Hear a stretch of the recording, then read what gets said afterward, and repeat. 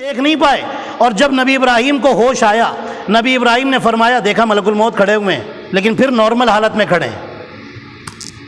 نبی ابراہیم فرماتے ہیں، اے ملک الموت، اگر تو اس حالت میں کافر اور منافق کے پاس پہنچ جائے تو تیرے روح کھینچنے کی ضرورت ہی نہیں، تیرا بس یہ چہرہ ہی دیکھے گا وہ مر جائے گا۔ توجہ کی آپ نے؟ یہ ہے نبی ابراہیم۔ اب سنیے، روایت سناتا ہوں، فضیلت کا ایک جملہ ہے، پھر میں آگے بڑھوں گا۔ ہمارے نبی جب معراج پہ تشریف لے گئے، آسمانوں کی سیر کرتے ہوئے وہاں پہنچے جہاں ملک الموت کھڑے ہوئے تھے۔ رسول اللہ نے جبریل سے پوچھا، یہ کیا کر رہے ہیں؟ جبریل کہنے لگے، یا رسول اللہ چلیں گے؟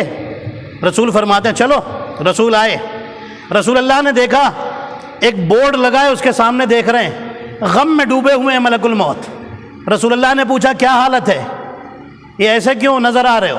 کہنے لگے، میں ایسے ہی رہتا ہوں یا رسول اللہ، میں اس پہ دیکھتا رہتا ہوں، سب کے نام لکھے ہوئے ہیں، جس کا نام ڈیلیٹ ہوتا ہے، مٹ جاتا ہے، میں سمجھ جاتا ہوں اس کی موت کا ٹائم آ گیا، فوراً جا کے روح نکال لیتا ہوں۔ توجہ کی آپ نے؟ بات پہنچ گئی آپ تک؟ اب رسول نے فرمایا وہی سوال جو ابراہیم نے کہا تھا۔ کیا کہا تھا؟ کہ تم کیسے جاتے ہو الگ الگ لوگوں کے پاس؟ ملک الموت نے کہا، یا رسول اللہ، جب میں مومن کے پاس جاتا ہوں تو ایسے جاتا ہوں، خوبصورت جوان کی شکل میں، خوبصورت نظر آنے لگے۔ اچھا، جب کافر اور منافق کے پاس جاتے ہو؟ ملک الموت کہتے ہیں، ذرا چہرہ گھمائیے۔ رسول اللہ نے چہرہ گھمایا، پھر وہی بھیانک شکل جو ابراہیم کے سامنے آئی تھی۔ توجہ ہے آپ کی؟ رسول اللہ نے دیکھا، دیکھ کر فرمایا، ٹھیک ہے، میں سمجھ گیا تم کیسے جاتے ہو۔ نہ میرے رسول ڈرے، اللہ اکبر، نہ بے ہوش ہوئے، نہ زمین پر گرے۔ میں نے کہا، یا رسول اللہ، وہ آپ کے دادا تھے ابراہیم جو ڈر گئے تھے ان کی حالت دیکھ کر، ان کا یہ چہرہ دیکھ کر، آپ نہیں ڈرے؟ تو رسول کہیں گے، سنو، میں وہ ہوں جس نے اپنی گودی میں اسے پالا ہے جسے اللہ کا شیر کہا جاتا ہے، اور میری بیٹی فاطمہ وہ ہے جو ملک الموت کو دروازے پر روک دیتی ہے، جب تک اجازت نہ ملے تب تک گھر میں داخل نہیں ہوتا۔ توجہ کی آپ نے؟ یہ نہیں ڈریں گے۔ صلی اللہ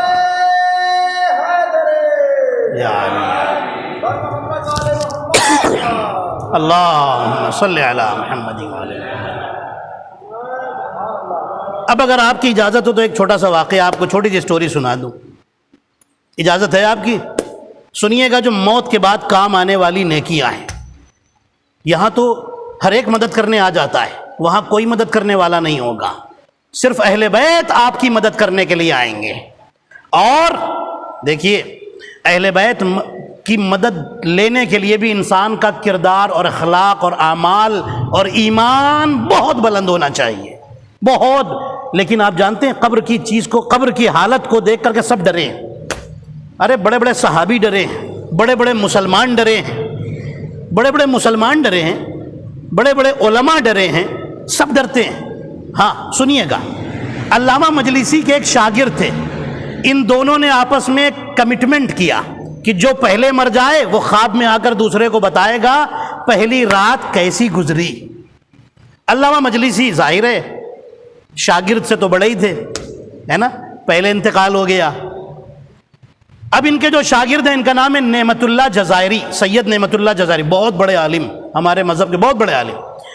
انہوں نے دوسرے دن مجلس کرائی، تیسرے دن مجلس کرائی، چوتھے دن، پانچویں دن مجلسیں کراتے رہے۔ علامہ مجلسی ان کے خواب میں نہیں آ رہے ہیں۔ سنیے گا، بہت شارٹ کر کے آپ کو سنا رہا ہوں، ان کے خواب میں آ ہی نہیں رہے۔ ایک ہفتے تک یہ ان کی قبر پر جا کر قرآن پڑھتے رہے کہ قرآن پڑھوں گا، شاید یہ میرے خواب میں آ جائیں، شاید خواب میں آ جائیں۔ جیسے ہی ایک ہفتہ ہوا نا، ویسے ہی شاگرد کو علامہ مجلسی کی قبر پر بیٹھے بیٹھے، قبر کے پاس بیٹھے بیٹھے قرآن پڑھتے پڑھتے نیند آ گئی، سو گئی۔ خواب میں دیکھا علامہ مجلسی اپنی قبر سے باہر نکل رہے ہیں، اور نکل کر کے سامنے کھڑے ہیں۔ انہوں نے پوچھا کہ حضور کہاں تھے؟ اتنے دن سے نظر نہیں آئے، اب نظر آ رہے ہیں؟ علامہ مجلسی فرماتے ہیں، ہاں تم مجھے دیکھ رہے ہو میں کس حالت میں ہوں؟ کہنے لگے، ہاں ہاں، آپ تو جنت کے لباس میں بڑے شاندار نظر آ رہے ہیں، بڑے مسکراتے، بڑے خوش نظر آ رہے ہیں۔ یہ آپ کو جنت میں جگہ کیسے ملی؟ سنیے گا، موت کے بعد کون سی زندگی کا اچھا کام تھا جو موت کے بعد کام آ گیا؟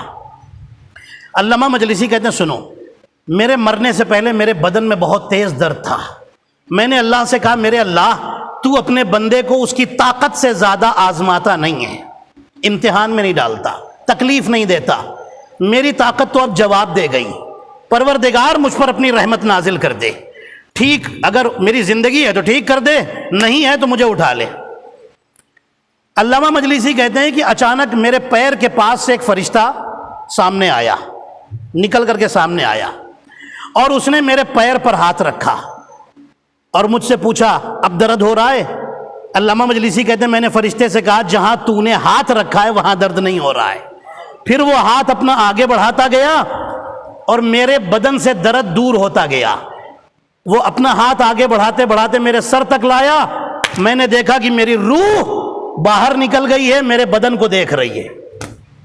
دنیا سے جا چکا ہوں، انتقال ہو گیا، روح نکل گئی ہے۔ کہتے ہیں مجھے سارے درد سے نجات مل گئی، سکون مل گیا۔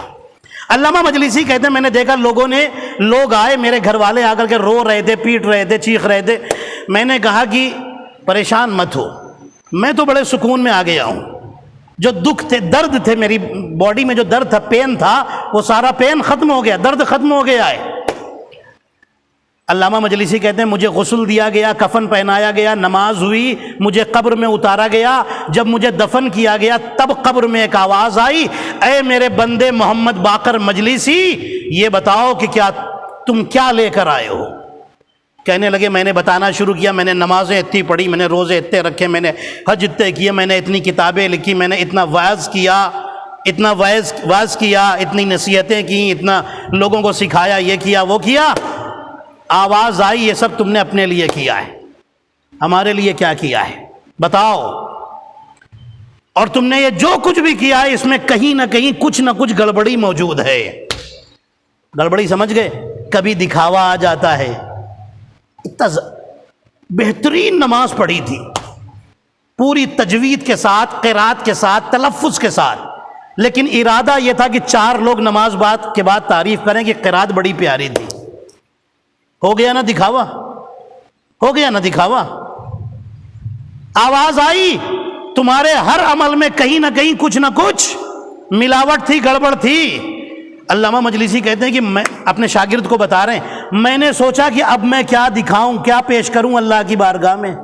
اچانک مجھے یاد آیا کہ ایک دن میں اپنے گھر سے کہیں جا رہا تھا، میں نے راستے میں دیکھا 2 آدمی آپس میں فائٹ کر رہے ہیں، جھگڑا کر رہے ہیں۔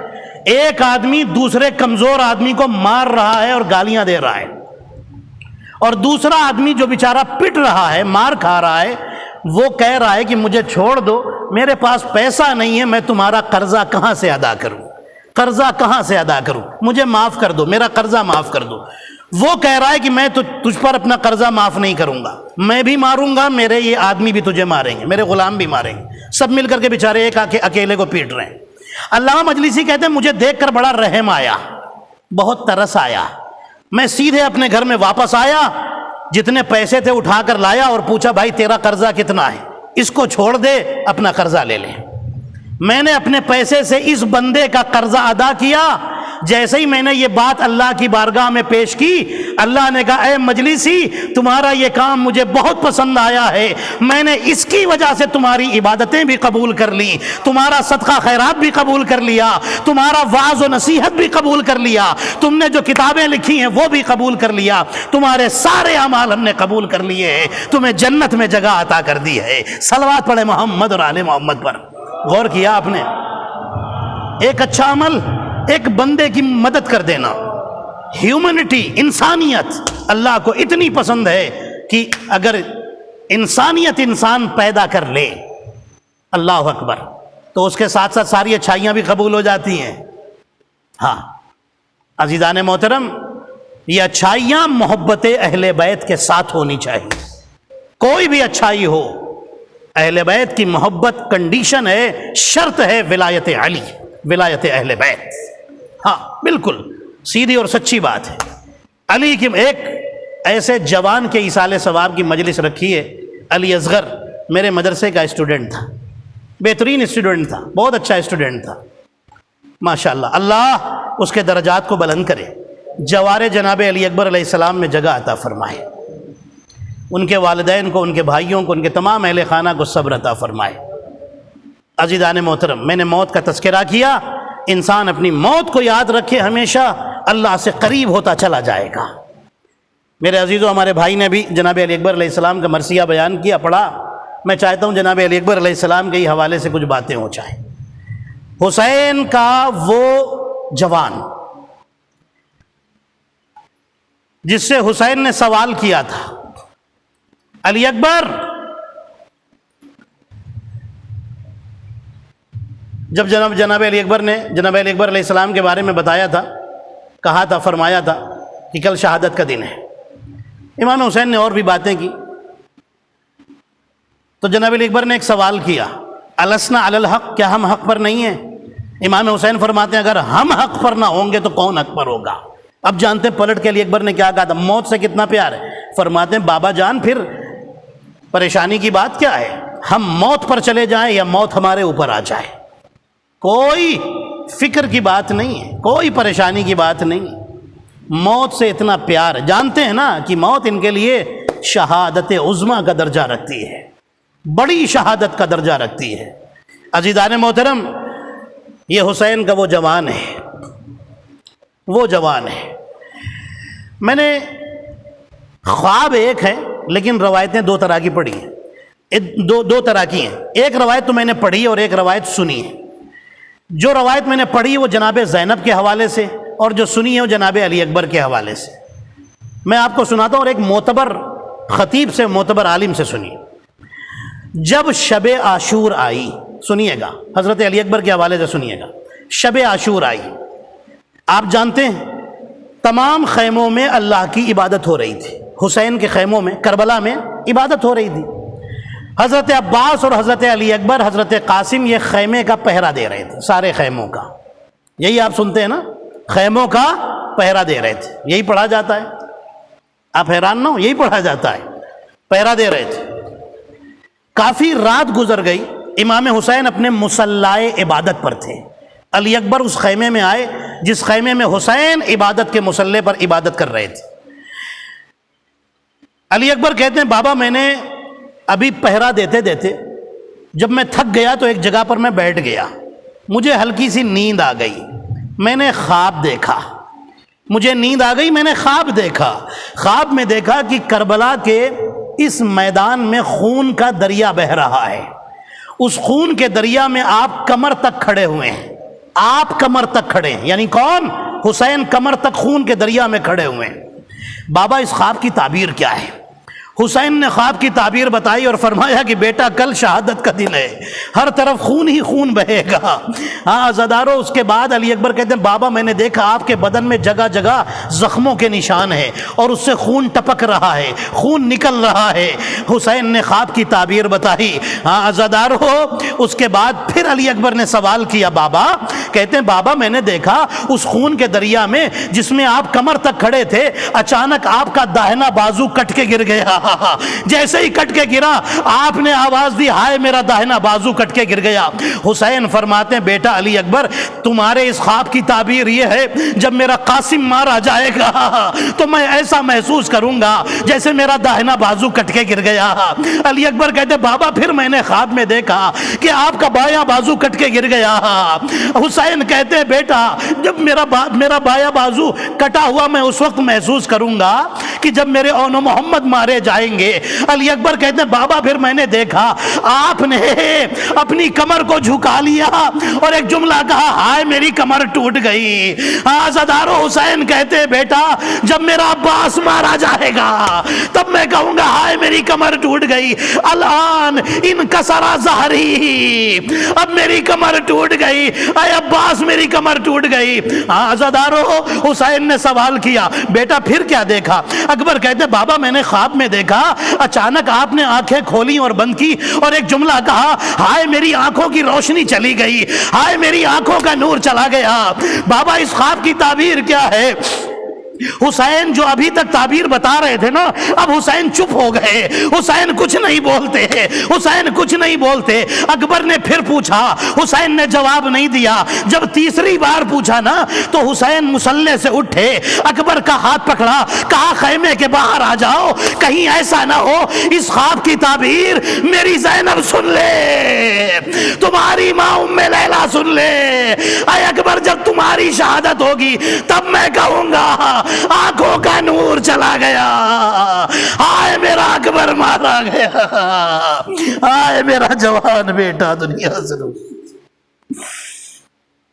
الا لعنت اللہ علی القوم الظالمین وسيعلم الذین ظلموا ای منقلب ینقلبون۔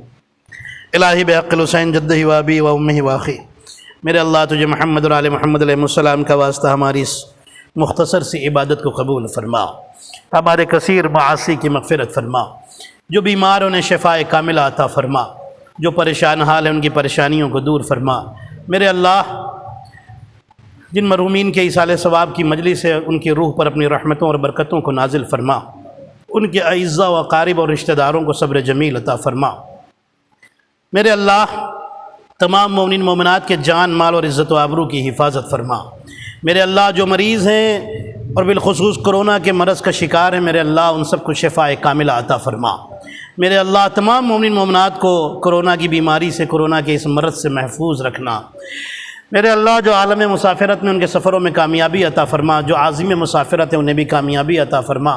میرے اللہ، تمام مومنین مومنات میں جو بھی مقروض ہیں ان کے قرضوں سے سبکدوشی عطا فرما، حج و زیارات سے تمام مومنین مومنات کو مشرف فرما، امام زمانہ علیہ السلام کے ظہور میں تعجیل فرما، ہم سب کو ان کے اصحاب و انصار میں شمار فرما۔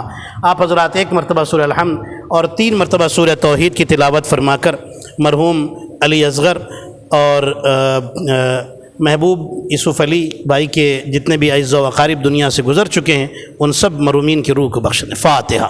بسم اللہ الرحمن الرحیم، الحمد للہ رب العالمین الرحمن الرحیم مالک یوم الدین، ایاک نعبد و ایاک نستعین، اہدنا الصراط المستقیم۔